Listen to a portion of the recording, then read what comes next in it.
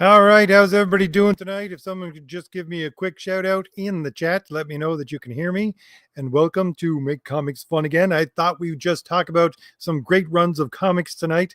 I wish I had John here with me to talk about great runs of comics, but John is working hard, so he has the night shift. And, we should thank our lucky stars for as much John as we get, how much he works. So there's that. Let's see who's in the chat here really quick. Tony is here already, and so is Ryan. Greg is here. Also, I wanted to let everybody know that the reason I'm having this on a Thursday instead of a Wednesday, Ryan says he can hear me, great, was because last night, well, I figure every once in a while I do it on a Thursday instead of a Wednesday anyways, because I can get some extra people here who can't come on Wednesdays, who can come on Thursdays. And I've been asked to do that every once in a while. But the thing was that I had to watch the game last night. I just had to watch the Yankees get beaten out of just out of the race. I had to watch that. I had to watch the entire thing. And the thing was that Blue Jays were my father's team. And I really was not a big ball fan until this year. I played ball when I was a kid, sure, but not until this year. And, I want to spend extra time with my father in his last days. And we started watching the ball game and really got into it. And, as some of you may know, my father passed away a couple of weeks ago. So the rest of us in the family are basically just gathering together to watch the rest of the year and to watch the Blue Jays and to see if they win in honor of my father. And, it was a great time. I'm having a great time. And I certainly was having a great time watching the Blue Jays beat the pants off the Yankees again and again and again. I really wish I had a chance to go down to New York and take John to the game with me, or John take me with him to the game and go see the Yankees in Brooklyn. Anyways, that was the reason why we're having this on a Thursday instead of a Wednesday. Because by the time the game was over, it was almost midnight. Anyways, about 11 o'clock. So Sound Engraver's here. Great to see Sound Engraver here. That's one of the people that usually comes on a Thursday, would rather on a Thursday.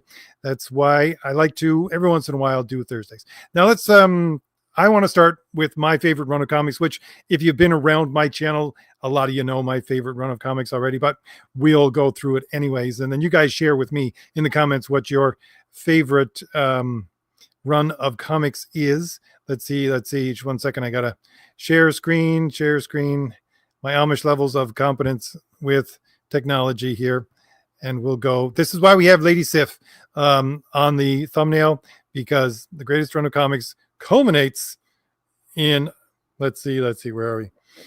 Issue number down. Issue number, no, there it is. 381. The Mighty Thor, Walter Simonson, and this is the greatest comic ever written, if you ask me. The Mighty Thor, 381, and that is the greatest comic run, as far as I am concerned, in all of comic history. And many of you know this about me, but I go on about this all the time. And I say that because this was the book that I was the most excited to ever get. Like literally, I was just, when I bought this comic, let's see, I think it came out, it was late fall. I can't remember. Let's take a look. When did this come out? Let's see. Let's see if I can. It says July. No, it says July. But again, so it would have been. See, the thing is that when the comics came out into the comic store, they were at least 1, if not 2 months ahead of schedule. So it would be May. It would probably be May that this came out. So it would be early spring, not late fall. So early spring that this would have come out.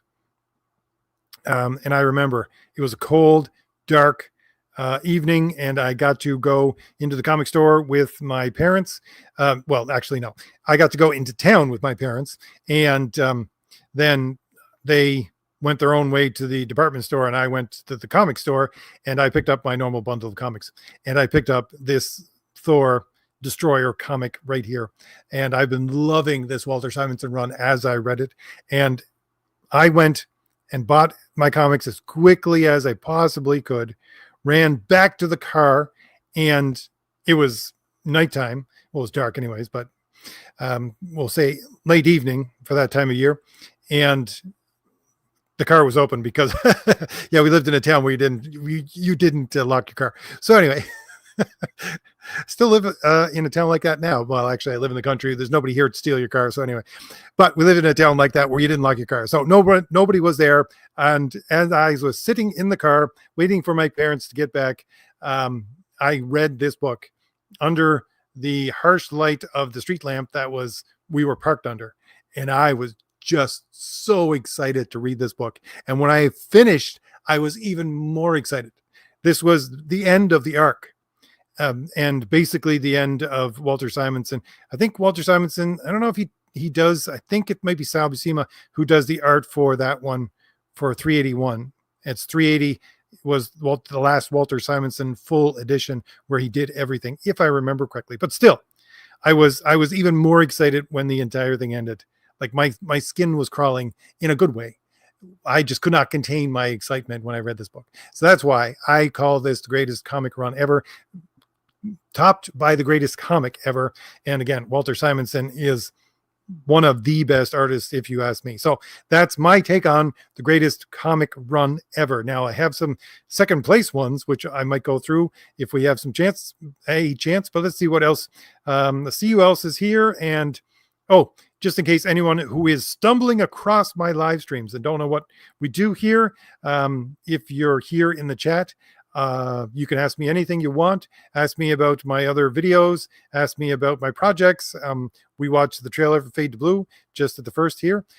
You can ask me about anything you want. Just tag me in it or put a question mark so I know that you're asking a question, and I'll see to get to every question before the end of the stream. All right, so I want to talk a little bit more about my projects very quickly after I say hello to everybody here, and we'll get into seeing what your favorite run of comics is. I think Sound Engraver has her opinion down there already. I'm at the top of the chat, by the way, so I can see everybody. So Tony is here, Ryan is here, Greg is here, all of them early. Thank you. Sound Engraver is here. She got in under the line. Let's see. Sound Engraver says, I'm not an expert in comics, presently reading Batman Prey by Doug Monish. Okay. I'm not familiar with Batman Prey. Oh, I forgot. I had invited Sequential Treasures here to talk great comics runs with me, and there he is now. Let's see if I can add him to the stream without too much fuss. How you doing? Hey, glad to be here, RJ. How you doing? I'm doing great. Well, let's ask you right off the bat, Sequential Treasures. First off, what do you think is the greatest run of comics ever? Oh man, that's a tall order. Maybe Batman in the late '80s with Jim Starlin. That run was an excellent run from like Batman 415 to like 430. Just like that run is just, you got so many great storylines. You got the Millennium tie-in. You got 10 Nights of the Beast. You have the Death in the Family. Oh yes. I was trying to think of it.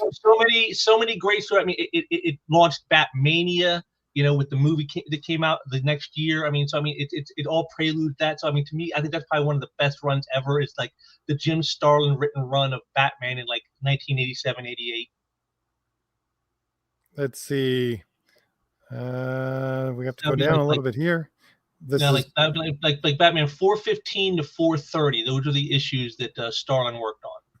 all right. I remember. Yes. Okay. Here we go. Because we got yes, the Legend tie-ins with John Byrne, and then we're moving into year one. And then intro of Oh, you got first Jason appearance with Todd. Yep. And oh, I love this cover. Walter Simon's the cover. This Batman. What is it? 413. Beautiful. Yeah. Well, Simonson is the GOAT. There we Okay, go. 414. There it is. That this is where it starts. But the slasher. I remember getting this entire run because I was drawn into the whole Millennium thing, and I loved the idea of the Manhunter, but it was because I read the Walter Simonson original, well, not original, but the previous Walter Simonson Manhunter miniseries, and I thought it was going to be more about that kind of Manhunter, but they did tie it in a little bit. But that's why I was sucked into the whole Millennium thing, and I got to buy Batman after this point, because some of these I have, some of them I don't. Like the Jason Todd one I have, this Walter Simonson I have, but I didn't start buying it on my pull list until 415. Yeah. See, and then they go 10 Nights of the Beast. That's where I came in. The first Batman comic I ever pulled off the spinner rack at a magazine shop was Batman 417. Gotta love those. It's Mike Zeck doing the covers, is it not? Yes, it is. Yeah, beautiful, beautiful stuff. And this is after he did Craven the Hunter. And everybody, was it before or after? I don't recall, actually. No, this is after. This is after, yeah, because you're looking at it and everybody was, when I remember everybody comparing the two when both of them had come out. But like I said, I didn't remember which one was which. But again, this is a character. I don't know if it's original character, if the Beast is an original character for this story arc or not, but I think they've done the Beast dirty in the last 10 years. But excellent run. You're right. I love Mike Zeck covers. Into the slasher storyline in issue 422. Yeah, this is just a great run. To me, like that classic McFarlane cover 423. Yep. Actually, I just read 422 probably about a month ago, if I remember correctly. I just looked for something. I wanted to just cool down my brain one day as I came back from work, and I grabbed a Batman to read it. It was 422. 424. Oh, yeah. That issue is key. 424 is key. That's the issue that basically says this is why they decided to kill Jason Todd, is what happens in this issue. And you got Death in the Family after that. Yeah. Let's see. Oh yeah. Oh, this is Death in the Family. Let's see. Issue number 4. See, 428. I remember this because I'm not sure if it was 426 or 427. They give you the phone number to call in whether or not you wanted Robin to die. I remember calling into that line. Interactive Comics back in 1980, 1981, 88. Yeah. There's a long distance to go. And then there's Starlin's last issue, number 430, which is one of my personal top 10 favorite Batman stories of all time, called The Fatal Wish. Because Starlin does something that every creator tries to do and usually fails when they do it. He injects something new into the mythos of Batman that changes everything and yet changes nothing. In the story, Batman is called on the scene, and this is right after Death in the Family, because there's one scene in the book where he shows up on the scene of a sniper that's shooting people, and he talks with Gordon, and Gordon's like, "Robin not with you tonight?" And Batman goes, "No," and that's it. That's all they say about it for what just happened with Robin dying. So Batman goes in to take out this sniper who's killing people, and he's screaming up there saying, "I wish you were all dead," And then as Batman is climbing the building to get to the sniper, on the other half of the page is an origin story about this kid who has a fight with his father, and his father hits him. And, it's something he regrets immediately, but it's too late. It's already done. And, the mother tries to console the child. It's like, your father still loves you. He didn't mean it. He goes, "Well, I don't care. I don't love him anymore. I wish he were dead." The same thing the sniper is saying. So you're thinking, oh, this is the origin of the sniper. And so then Batman goes up, takes care of the sniper. And what we find out is that origin story was not the sniper's origin. It was Batman's origin. It was the night before they went to see Zorro and walked down that famous alley where his parents died. He wished his father was dead the night before, and then the next day he was. And so that like changes everything. It's like, so we all thought Batman was survivor's guilt, like, oh, my parents died and I didn't. No, he feels the guilt of wishing his father dead, and then he was. And that changes everything. And yet nothing else has changed.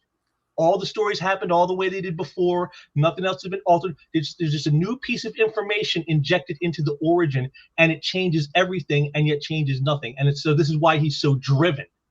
It's guilt of like how does a child reconcile? As an adult, we would understand, hey, I said that, but I know I didn't make that happen. That was just a coincidence.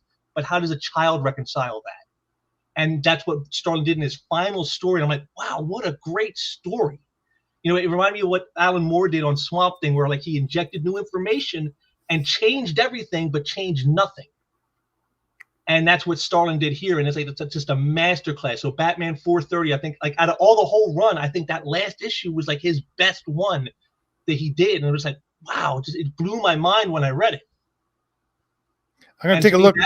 That's what makes a great comic run, when you have stories that can just like a done in one story that like almost is like almost an afterthought. And yet it blew my mind. It was like, that is how you tell something is a great run. I agree. I think that the Thor story that I referenced at the first of the Walter Simonson run does end in a similar way, because of the fact that it was a part of that story where Thor gets absorbed, his essence gets absorbed into the Destroyer armor, and he basically throws away the hammer, because he is so powerful that he does not need it. And I thought to myself, that was a masterful piece of storytelling that it has nothing to do with the story at all. It just has to do with the massive amounts of power he has access to after being basically beaten into the ground over the last 10 to 12 issues before that.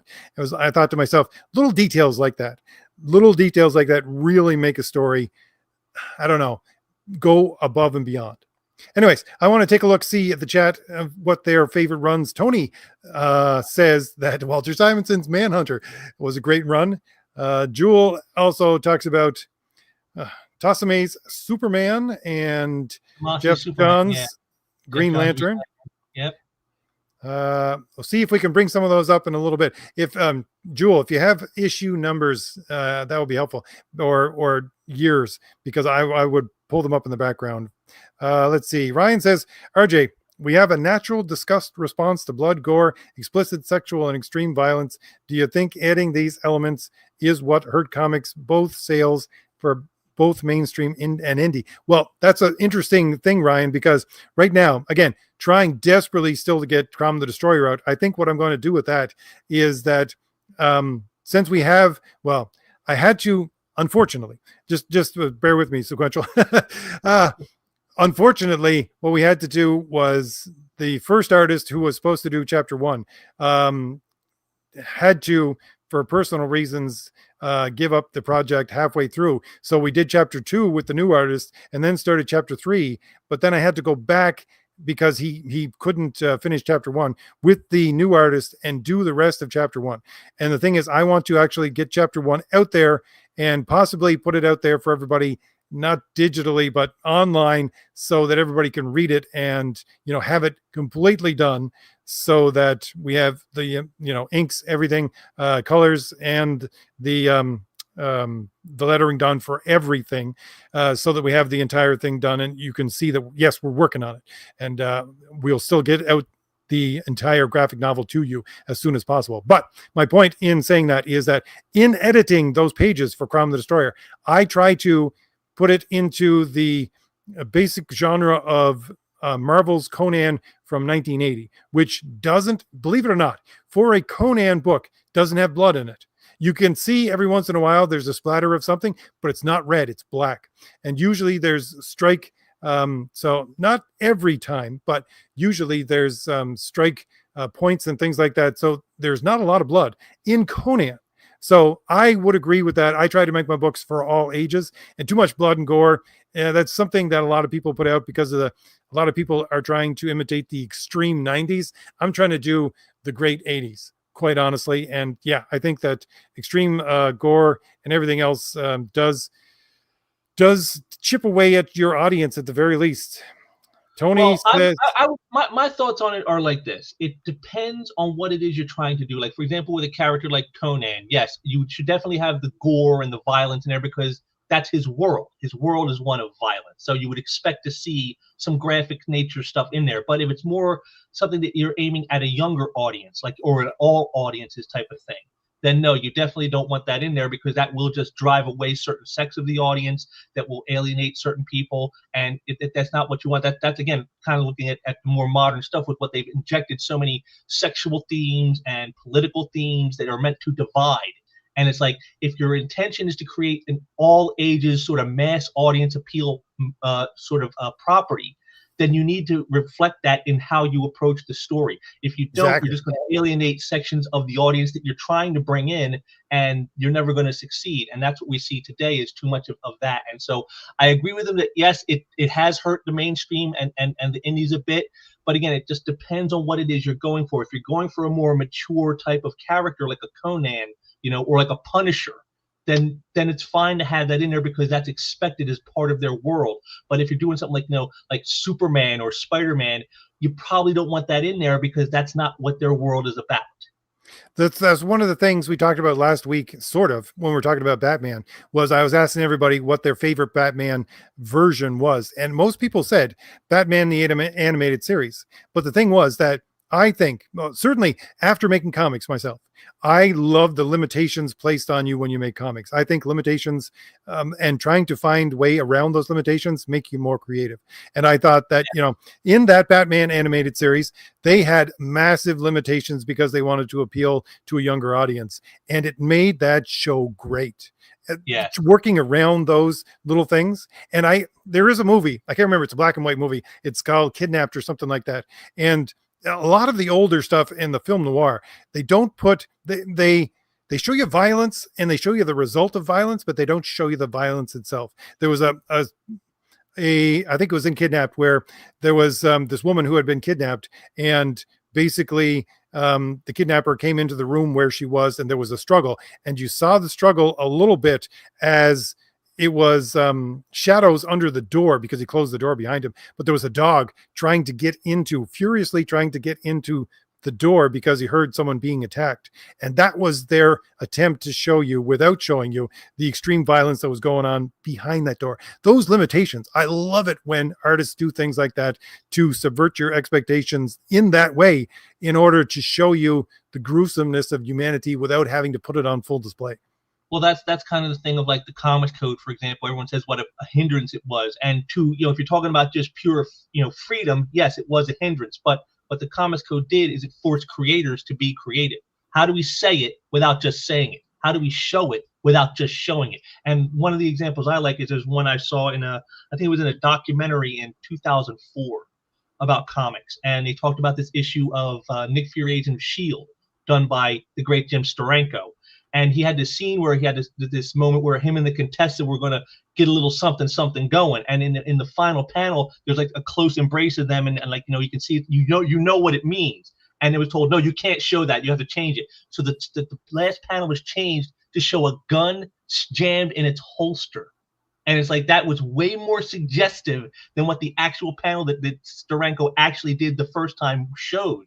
And it's like, that's the way they did it then. Like, we'll say it without saying it, and it's even more impactful because you're not just seeing the thing, it's what it's inferring to, and it fires your imagination as the reader, like, oh, I get what they're saying, and it makes it even more powerful. And it's very much fitting for Steranko. Tony says he likes the original 17-year Chris Claremont X-Men run.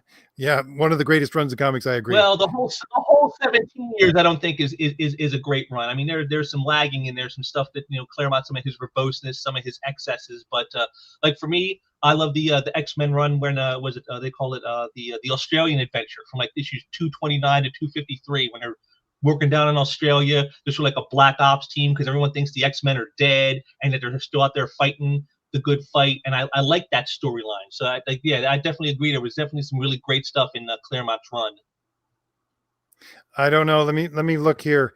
I agree with you completely because I am working with Renzo right now to do Thomas Valiant #2, and one of the scenes from Thomas Valiant #2 is taken from basically a mental picture I have of basically the last issue of the Australian Outback X-Men run. It's where everybody gets sucked into the jewel basically, and Oh, the they perilous, the Siege Perilous. yes. So I that story and the that story arc made so big an impact on me after reading it that yes, it's Well, still, that that what is this, that had 30 like one of the years most later I'm iconic reprinting covers. it. That had one of the most iconic covers of that run was the issue 251, the one of Wolverine and Shadow. Was it like a crucified on a giant X? That's that's an iconic cover from that issue. So I mean, yeah, I can see why that would be one that stuck out to you. And the funny thing is that whenever I see that cover, I always think of the same kind of thing with Savage Sword of Conan #2. I always call it Conan on the Cross, but that's not the actual name for it. But yeah, it was the same thing because they crucified him in that issue. Let's see, we're on the wrong X-Men here. We need Uncanny X-Men. Let's see. Need to go back here a little bit. See if I can bring up some Uncanny X-Men. There we go. I think it's There you go, 200 to 249. That'll be the section you want. there you go. Oh, there it is right there. There's the one right there. That's the cover. It's iconic. And I love Polaris during this run as well. She's on the other cover there. That Polaris is a character. Well, honestly, I love Polaris, especially in the X Factor run after the all new, all different X Factor came in after the original. To me, Polaris is a character that I think should have gotten much more play during the entire 80s. Let's see what we got here. What was my answer to the call, Jewel? What was I wanted Robin to die? I didn't like Jason Todd. Yes, I called it. There was two different numbers you could call for the Jason Todd, whether or not he lived or died. I called in for him to die. Well, more people did. That's why he died. But yeah, Yeah. like I said, that issue 424 though, that to me that was the issue that said, yeah, Jason Todd's going to die. That's why he died, was that issue.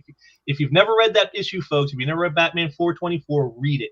And when you read that story, be like, okay, I get why people voted for Jason Todd to die. Jewel also says Superman 2016 to 2018, Green Lantern Rebirth, Green Lantern 2005, 2011. That's a long stretch, Jewel. Calliope says that I felt that kind of excitement RJ describes when I was reading the New Mutants, Demon Bear, and Warlock Arrival arcs. That was Jim Strinkle doing the covers, but was he? Yeah, he was doing the internal art for those as well. Bill Sienkiewicz. Oh, Bill Sienkiewicz. Yeah, you're right. Yes, I'm mixing up my artists because I remember because Mike Gustovich did the inking for the original run, and I think he stopped when Sienkiewicz came in though, because he did some of the inking for Thomas Valiant #1. But yeah, I remember when that took a turn.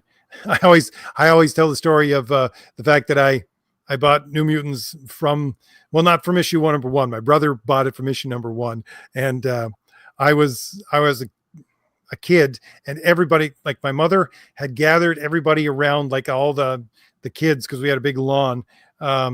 And she put a baseball diamond in it, and all the neighborhood kids came and played baseball in our front lawn, and I couldn't go out and play them because I had like pink eye or something like that. And I sat there reading the first run of New Mutants, just fuming because I couldn't go out with the rest of the kids. But it did give me a love for the New Mutants, and I bought it all the way to the end. Yeah, you know what? It's funny. I always, I was never a huge mutant fan. But I like the X-Men, especially, like I said, this run here with the Australian Adventure, best X-Men era ever in my book. I really enjoyed X Factor with Walt and Weezy Simonson working together because they're just incredible talents. And I really enjoyed Excalibur, like that first couple years of Excalibur with Claremont and Davis. They really had some fun and different going on with that book. But the one book I never really cared for in the mutant line was the New Mutants. I never really cared for them. They never really did much for me. Well, there are some parts of basically the Inferno part of New Mutants which really fell down, and by the time I got to the end of it, I was buying it just out of habit. But right now, that means that I have, I think, 2 copies of the first appearance of Deadpool just because I bought Oh, there so we many go. of them. 229. That's where the Australian adventure begins. Number 229. There you go. There you And go. I remember this issue so well when they go down there and fight the Reavers, and there's just this one page. It's like, if I wish I could own this page, and it shows, Wolverine, and he's leaping in to fight some of the Reavers, and they do their best against Wolverine. It's not enough, and it's like, that's all you need. It's like, that's all the dialogue on the page. It's just like, it's all you needed. I have to admit as well, this cover for that original run, the first, what is it, 229, was what I gave Nick Axe to do basically the first cover for Thomas Valiant #1. I said, give me something like this. This is the kind of vibe I want. Let's see here. Let's see. Go back to the comments. I have to scroll up a little bit. Gates loves the crucified Wolverine. Like I said, it's iconic. Even people who aren't big X-Men readers, they still know that image. Calliope says he likes Atari Force. Actually, John's getting really into Atari Force right now because he's reading it for the first time. But let's see. Dart and Blackjack. I love Atari Force as well. I have not just the original 20-issue series and special that they did back in like 84, 85, but I also have 4 of the 5 mini books that came with the cartridges of the games back in 1982. That's funny. And the thing is, it's still a great read. That's the thing too. Is I'm reading. I'm like, wow, this is like just like giveaway stuff with a game, trying to get people to read comics. And man, this is good stuff. I can't believe it. I do. I have a number of those kinds of things as well. Just odd books that you would never, no one would ever keep, right? And that's the thing about comics. It's the funny thing is that, especially those digest stuff and the things that came along with other things. Because I remember getting a Batman because it was, I don't know, it came with something else, and there was a cassette tape that came with it as well to read the story. Just silly little things, but those are the things that people collect now. Yeah, like I said, I was very much, I thought it was just going to be a hokey thing. Atari Force, oh, they're tying it into the Atari video games, but then I read, I'm like, no, my God, this is like a great science fiction fantasy story. This is great stuff. That's the thing about those throwaway comics. They give it to somebody who wants to prove themselves, and it's like, this is all I got. I got to put everything into this. You know what? I think that was why it worked, though, because it wasn't given away to throw. If you've read the books, the mini books were all written by Jerry Conway, and the art was done by Ross Andru and Gil Kane. And then on the regular series, you had Jerry Conway writing like the first year or so of it, and then Mike Barron took over, and then you had, for that first year, you had Garcia Lopez doing the art. And it's like, so you got like all these great talents working on this like book that's tied into video games, and it's just but yet they put like the best talent they could find on it, and it worked. And it's like, that's you don't see that anymore. Nowadays, they don't even put top talent on a book like X-Men anymore, let alone on some little nothing book like an Atari Force. I agree completely. One of my favorite series is ROM from Marvel, and it was a book that was based off a toy that was so spectacularly bad that I don't know why they even made a comic book out of it to try to sell the stupid toy. But still, it produced, I think the comic book from Marvel was probably the best thing that ever came out of that toy line. And it was never meant to be something on its own, but it became. I love Rom, but then again, I'm a huge Bill Mantlo fan. He's probably one of my top 5 favorite writers of all time. And again, you may not know this, issue 1 and issue 3 covers by early cover work by Frank Miller. There you go. Yep, the issue 1 and issue 3 even more. You see even more of the Miller style as he's developing. So I mean, you see some really great stuff. Early Frank Miller work right there. This is pre-Daredevil stuff right here. Let's see here. Let's go backwards. Oh yeah, there. Tony says, RJ, I think Denny O'Neil already had the fate of Jason Todd planned all along. I don't buy that we had a choice to save him. You never know. No, actually, he's actually incorrect. I found this out. There was actually, they had Jim Aparo do 2 separate pages for the same page. He did a page where Robin dies, and he did a page where Robin lives, and it was all based on what happened in the phone call poll.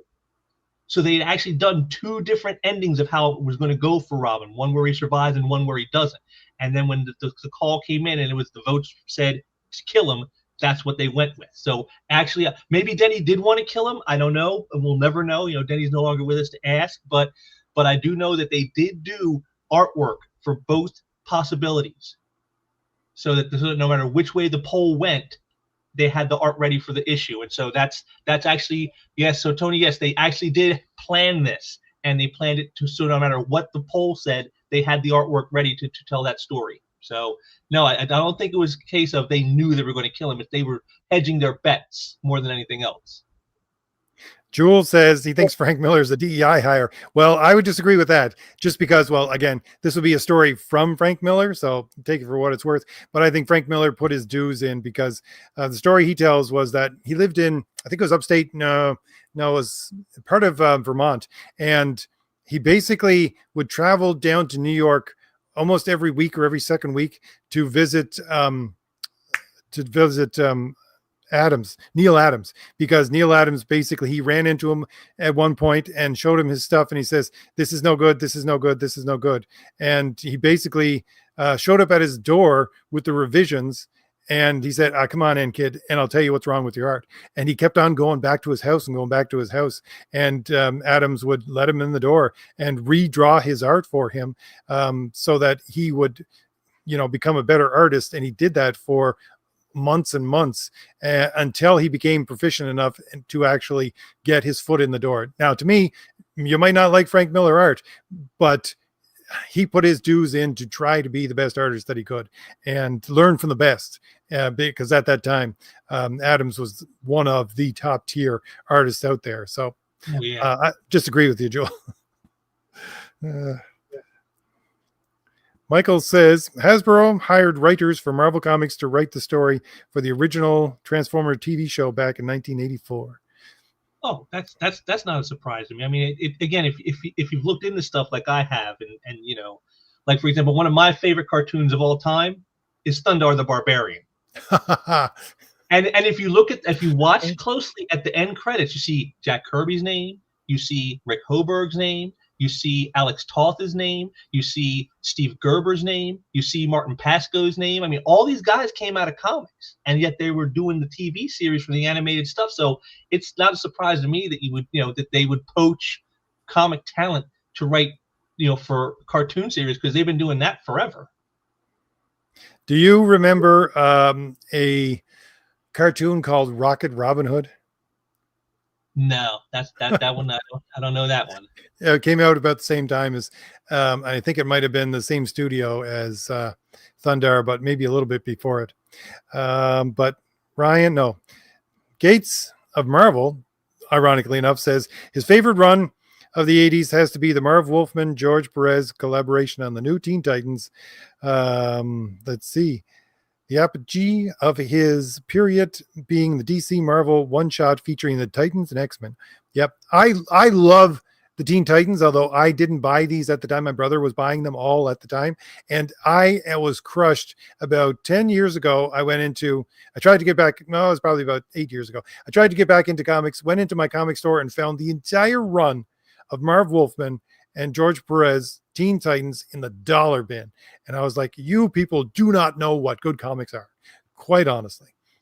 Well, my wife, she's a huge Titans fan, so she would definitely agree with good old Gates of Marvel there, that was one of the best runs. Like her, the Who is Donna Troy storyline is just like one of her all-time favorites. That and the wedding issue of Donna Troy. So The new Teen Titans is one of those books. I don't know how much everybody remembers it, or if you're old enough to remember it, but the story of Deathstroke and Terra is one of those stories in comic books which they try to get people to forget, because the whole point is that she was a new Teen Titan, but she turned on them, and she was working for Deathstroke at the time and then attacked them, but she turned on them because she was the lover of Deathstroke, who's a white hair old man. Yeah, she was in a relationship with Slade Wilson, and he's supposed to be like some guy who's like made like in his 40s, and she's like 16, and it's like, wait a minute. Yeah, which I like. I liked her as a character. I really wish they hadn't turned her bad. I thought she was one of the better Teen Titans. Reminds me of the like Batman and the Outsiders, and that kind of vibe was what I think drew new readers into DC at the time, was the new Teen Titans and Batman and the Outsiders.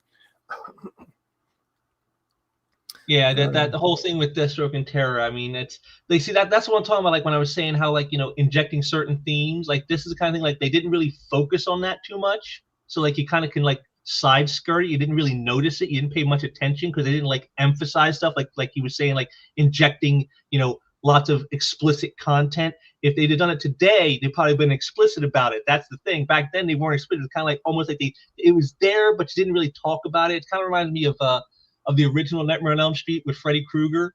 Like, we know he tortures and murders the kids. We know all that.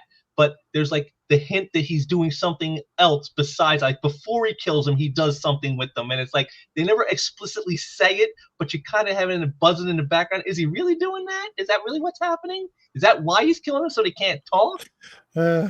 Well, I remember, like, I haven't watched Nightmare on Elm Street probably since it came out, but I remember Johnny Depp, the scene where he gets pulled into the bed. I think it was Johnny Depp, but yep. What was he doing? He was watching dirty movies on his little television. Right? Ryan says, RJ, I think people are going to disagree with you on this one, Ryan. Ryan says, Superman and the Hulk both destroy buildings during their fights. I can understand Hulk losing control, but I cannot understand Superman destroying buildings knowing people are in them. Your thoughts? My thoughts are, again, my go-to for the best comics and where I draw all of my information from is the 80s mostly, and the 90s. And you go back to 80s Hulk, he's always in the desert. There's no destroying buildings. He's destroying maybe military bases. But the thing about Superman is he's Superman, and there's no destroying buildings there either. The funny thing about Superman is, again, everything is set in the middle of nowhere. Like you get these, that's why I have these stories in my books about basically other worlds. He gets drawn into this secret underground civilization that exists underneath Metropolis or something like that. And for the Hulk ones, he's always out in the desert. So there's your limitations right there again for the writers saying, you can't have these massively powerful beings in the middle of a city knocking down buildings, originally anyways, when I was reading them in the 80s and the 90s. But if they did, 2000s, I'm not entirely sure. Well, speaking of the Hulk, that's another great storyline that I think a great run was the Hulk run from like the 290s, like 292 to 300, where this is with Banner in charge of the Hulk. He can control the change, but he's being tormented by Nightmare. And he's having these horrible dreams about the Hulk going savage again. And slowly over time, his nightmare comes true in the end. And it's like the fall of a hero. And it's just a great storyline. Yeah, this right there, it's just a great storyline. It's Bill Mantlo at his finest. Was this run here in the 290s. And there's Rom, which is funny because where is it? I don't know if it's before or after this. Although I do love this 287. That was a beautiful cover. I like that. I think it might be, I don't know if it's Frank Miller who did that cover or not, or partly. I believe that's Ron Wilson doing the cover to 287. But the run that I really like of Hulk would be the next one that comes up, which is where he gets sucked into this. The Crossroads. Yes. Quite honestly, first of all, I've said this before, but I think that World War Hulk is just ripoff of this run. And this run itself was inspired by a 1960s run of the Incredible Hulk, which was in the newspaper, because they used to have a newspaper, 1 through 3 panel, just like Conan, Yeah. that was exclusively in the paper. And they did a run like this where he got miniaturized and shrunk down to this small size and came to this area where he met, well, basically everyone was green like him, and he was just a beast. So it was very much, you can see 1, 2, 3 going from that serial run to this run to World War Hulk. It's basically telling the story 3 times, in my opinion. It's there's only so many stories to tell, and you got to find unique ways to reinvigorate them. And I love love those early Mike Mignola covers right there. Yeah, those are beautiful. Yep. And again, this is a storyline. It's kind of like the Batman that you were talking about. This storyline introduced, basically, if I remember correctly, the idea of the mental strain and hurt that Bruce Banner would always feel pain from, and because the whole point of the Hulk at that time was the more pain he feels, the stronger he gets. So the thing is that he is in mental anguish from what happened to him as a kid. And I do believe this is the run where the entire idea came out of and just expanded so much drastically on that character. Well, just for no notification's sake here, 309, that is the final issue of Sal Buscema's art on the book from his 10-year run. That was his final issue 309. I don't know why, for the life of me, but and there it is, 312. That's the issue, the Secret Wars 2 tie-in. That's the cover. That's the issue that introduces the whole thing of the Hulk is basically Banner's rage from being abused as a child. Yeah, the thing was that when I was a kid and these Hulk were coming out, I don't remember Hulk being a very, I mean, you had a lot of the stuff from the 70s where it was piggybacking off of the television show, and you had the Rampaging Hulk magazine and things like that. By the time you got into these editions of the Incredible Hulk, it was starting to decrease in popularity. I think the Hulk was around where I was anyways, and me going into the comic store and buying these things. But I always loved these issues of the Hulk. They were extremely well. You got into, the funny thing was, okay, you got this bizarre stuff going on here for story arc after story arc after story arc, coming about 300 all the way, and then you get John Byrne and everything's just regularized down to John Byrne precision with 314. Yes. Well, I think it was just, after over a year of the Hulk, doing like these almost like sci-fi stories, they wanted to get back to like more basics of what the Hulk is supposed to be, and that's what they brought John Byrne in for. To get more classic superhero-y stuff rather than more like, sci-fi, alien stuff. Tony says that the John Broome original run of The Flash was great. Wow, that's going back, man. That's like golden age stuff. That's whew. Let's see. Oh, yeah, Mike Mignola's a Hellboy. Let's see if I can pull up some Hellboy. Honestly, the most Hellboy that I read when I was buying comics regularly was probably from Dark Horse Presents. You know what? That's the funny thing is my favorite Hellboy story is one that was done in Dark Horse Comics Presents, The Wolves of St. Augustine. And I like it because it was in black and white. And I thought of all the characters that were created in that Legends imprint at Dark Horse, Hellboy was the one that would work best in black and white. And when I saw this, I'm like, that is awesome. Just the pureness of the black and white. It really enhanced the story to me. See, all the color on Hellboy, it's nice, but I don't think it's necessary. It doesn't add much to the story. Whereas when it was in black and white, I'm like, oh man, this is really cool. You get that whole noir effect on the art when you're reading in black and white. And so when I read The Wolves of St. Augustine, I'm like, this is the best Hellboy story I've ever read. I agree possibly because, again, I was mostly introduced to the character in black and white, which was Dark Horse Presents. Let's see. We'll pull up some other great runs. Let's see if I can put Dark Horse Presents. I don't know if they'll have the covers for those. Dark Horse was the original for me. Anyways, as I was a kid and then growing up, the two indie companies, we'll call them indie companies, we'll say the three that I bought the most of would be, first of all, is Red Circle. Secondly would be Dark Horse. And then after that would be Continuity. Let's see. You know, a company people never talk about, but yet they had some really good stuff was a company called First Comics. Yes. And they even got one that's, again, another one I would say is a great run, is a character called Whisper. And it started with a smaller press company called Capital Comics, but they only got 2 issues of the book out before it was canceled. And then a couple years later, First gets a hold of the property, and then they bring it back. And Whisper is a great story. That's some good stuff in there. Stephen Grant, you know, and who is it?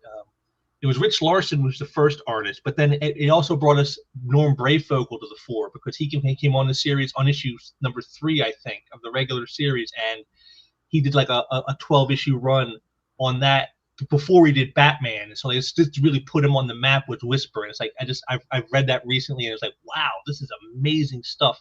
Norm Brayfogle, you know, early. It's like just great stuff. I mean, so you could see reading it how he was molding his art, and it's like you can see why he would go to a character like Batman, because all the stuff you saw in his Batman run, you kind of see the protogenesis in Whisper. Let's see. I want to go to find the cover of what I think is the second best comic run ever. And this is totally because of the age I was and the fact that I was able to read this book to begin with. And that's about it. And it was Justice League of America. Let's see if I can find it. Go away. Oh, well, let's look at this first. This run of Justice League. Yeah. Justice League America. The Adam Hughes run. Adam Hughes when he did interiors. Yeah, really. Oh man, some of these characters I don't even remember. I mean, like I remember them from looking at them, but what was in issue number 50? The guy in the background is like the Captain America. I think it's General Glory is his name. This is where they started to get. Let's see. I want to see if I can get to number 1 here. I don't know. Oh, there we go. Fire and Ice, or I mean, Guy Gardner and Ice. Let's see. Why does it start at issue number 34? I'm not entirely sure. Let's see. I want to go for Justice League of America, though. We'll see if I can find the cover that I'm looking for. It's probably, there it is right there, number 200. This is where I love this book. I think it's George Perez all the way. No, not all the way through, because this is a square bound book, Justice League 200. And there's different chapters of it. And quite honestly, again, I think that this probably influences the fact that I want to make graphic novels of the length that I make them right now, because my books are between 60 and 80 pages. It's because of something like Justice League of America 200. I loved reading that book. I was really fairly young when I read it, but the amount of story that you got there, and it was basically a retelling of the origin of Justice League, if I remember correctly, because they were revamping something. I don't remember the entire thing off the top of my head, but again, George Perez art, amazing, especially on the cover. And it's a wraparound cover, by the way, which you can't see here. And again, square bound, which I'm not entirely sure if it was 80 pages or 100 pages. It was a beautiful book. Well, Justice League is another one of my wife's favorites, but she likes it even earlier than you are, Jay. She loved the Dick Dillon run on Justice League. That was her Justice League. What issue would that be? Let's see. Well, his run started on issue 64, and it ran through 181 when he died. That's some expensive comics there. Yeah, 64. There it is, right there. Red Tornado. That's the one. That's the beginning of Dick Dillon's run, right there. Is that issue? Red Tornado is another character that I completely forgot it even existed. Which is funny because one of my characters, which is Tecton from Thomas Valiant, was based off of the Red Tornado. Basically, it was like sort of a cross between the Vision and the Red Tornado, because I like to take one DC and one Marvel character and put them together, because there's a lot of stuff that happened with Red Tornado. I also think he was drawn into the Millennium series, where he was supposedly something about his connection to, because he's an artificial intelligence and a cyborg or something like that, one or the other. And the whole thing is connected to the Millennium storyline, because it's about the Guardians of the Universe before the Green Lanterns, which were the Manhunters, which were all robots, artificial intelligence. So, yeah. Yeah, he was a character they didn't know what to do with. Like, I remember in the 90s they tried to put him in that book. What was it? Primal Force, where it's like got more mysticism involved, and all of us. It's like, what are you doing with a character like Red Tornado with mysticism? I don't get what you're going for with that. But the ones my wife really loved in this run are always the crossovers with the JSA and the JLA working together. They did those every year. Yep, she loved those. Those are the ones she waited for every year. She loved those crossovers. See, like right here. Here you go. Like right, just like that. That's like one she would love right there, something like that. Which is funny because number 83, you're talking about number 82, which is on the left. But I would go for something like number 83. We have the Spectre and Dr. Fate. Again, I don't know. I really like the Walter Simonson Dr. Fate run, but I think there was an earlier one than that, which was a mini series as well. Dr. Fate, Spectre were always DC characters I loved showing up, early 80s books. Yeah, again, like I said, they're like in the same realm as like the Red Tornado, where like they don't really know what to do with these characters. They're like these got these mystical sides and all this stuff magical, and with the Spectre you got, of course, like the whole connection with religion, with God, and all this other stuff, the wrath of God. So it's like they just don't know what to do with the characters. They're like these powerful characters. We don't really know what to do with them. Which is funny because they were some really big selling characters, like Dead Man. Here we have issue number 94. I think Dead Man's in that one. But those were in the 70s, not late 60s, early 70s. Those characters would sell books, like the Spectre. He would sell books. But again, when you get into the 80s, you tried to carry over the mysticism in the books done by, Neil Adams. Again, he did Dead Man. Those things did not carry over into the 80s, especially the late 80s, when they tried to revamp, when they did the original full series of Dr. Fate, and then they tried to redo the Dead Man and redo its whole, even his visuals, to make him look like a skeleton. It didn't work. A lot of those characters did fall flat at that time.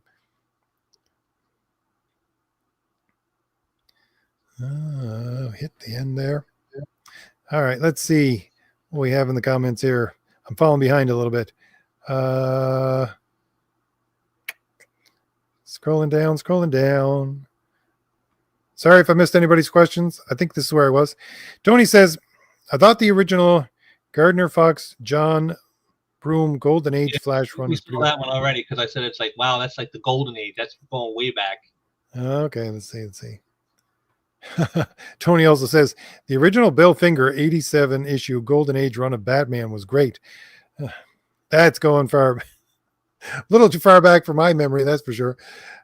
Alessandro's here. How you doing? He says, RJ, in your video about God King Superman, you mentioned how progressives how they conceive of hell. Can I elaborate? No, I'm sorry, Alessandro, I can't elaborate. That would take me watching my own video to see what you're talking about. My mind is stuck on good runs of comics right now. Apologies. Tony says, the Red Tornado, the character has never been more inconsistent in comics. Started off as an android, became a wind element. Oh, yeah, I forgot about that. I agree. Inconsistency, to be sure. We'll let Michael have the last word here. He says, The 60s and 70s were influenced by drugs and drug culture, while the 80s and 90s were influenced by muscles and action movies. Well, muscles, action movies, and probably skateboard culture, if you ask me, because that's a lot of the stuff. But yeah, I think you hit the nail on the head there, Michael. Probably more truth than we would ever want to know about that. Well, you know what? I hit the end of the chat and we hit our hour. It's an hour and 36 seconds. So Sequential Treasures, thank you very much for showing up, talking great runs of comics with me. And if I'll give you the last word, if you want to talk about one last great run of comics, if you want. Well, no, but I mean, I did see here we got rhymed. You missed one comment. He goes, "What's the important message that heroes teach? Is it power management, redemption, consequences of actions, the value of humanity, or something else?" I think there's a little bit of all that in what they teach, but I think the ultimate thing they teach you is, about I think personal control. Is what it really comes down to. Because like as a superhero, you have all this power, and you could like as someone mentioned earlier about like Superman knocking down buildings, he could do that very easily if he wanted to, but yet he has to restrain himself. He has to hold that back. And to me, that's really what the heroes teach us is self-control and self-discipline. You can't just let yourself go and do whatever it is you want, because that way lies chaos, and that's what they stand against. And to me, that's what they ultimately teach you is the self-discipline of controlling yourself, controlling your own actions and reactions, so that you don't create chaos. I would agree with that, although I would use different language to describe it, because I'm always going on about the virtues and how virtues are habits. So the heroes build good habits by consistently doing the right and just thing. So I think I'm saying the exact same thing as you were saying, just with different language. That's how I would express it. But yeah, you are absolutely right. So yeah, but as far as any other runs that are really great, I mean, we got the Armor Wars with Iron Man. That was a great run. I mean, that's just a classic of all time. The Thor storyline of the War of the Gods from like issue was it like number 387 to 400? Just the whole thing with Set, the Serpent God of Death, in the background the whole time. Great stuff there. I mean, there's just so many great runs. I mean, the 80s was just like a prime time for like just if you want good stuff, just read 80s comics, and you're bound to have the good stuff. You know what, Sequential Treasures? You just brought up another hour worth of stuff we could talk about. So how's about we continue this next Wednesday or Thursday, whenever I get to do this next chat, since we're talking great comics and I don't want to stop, but we like to stop at 1 hour here. How's about we do this again next week? Sounds good to me. All right. And I'll see everybody in the chat next week, and we'll talk more great runs of comics, and we'll have Sequential Treasures back and have some fun. All right, we'll leave it there, and thank you once again, everybody in the chat, for showing up and giving your 2 cents on what you think great comic runs are. Anybody who watches this later, put those in the comments if you want us to talk about something next week. All right, thanks once again, Sequential Treasures, and everybody in the chat, and I'll see y'all later. Peace out.